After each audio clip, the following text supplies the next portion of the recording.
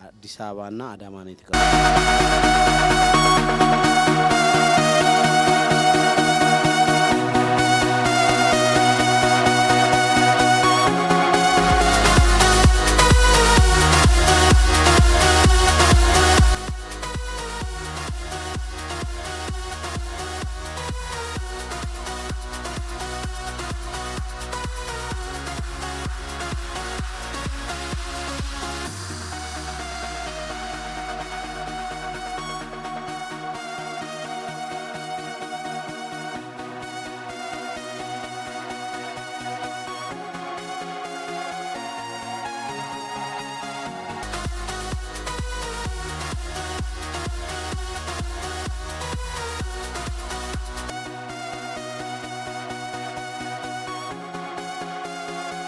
እንደምታያቸው የሰሩትን ነገር ውጤት ማየት ነው እንግዲህ በጣም የሚያስደስተውና እንዴት አገኘው እስኪ አቀባበሉ በጣም ደስ ይላል። እውነት ለመናገር ያው ያን 1 አመት ከ5 ወር ፈተና ብለሽ በጣም እንትን ብለሽ ስትጠብቂ ይሄ ሲመረቅ ደግሞ ስታዩ የሰው ስሜት ስታይ በጣም ደስ ይላልና እኔም ራሱ ይሄን ሁሉ ሰው ማግኘቴ እና መምጣቱ በጣም ደስተኛ ነኝ። እውነት እርሱ ግን ደስ ብሎኛል እኔ ባለቀ ሰዓትና ለምንድን ነው ባለቀ ሰዓት የተባለው?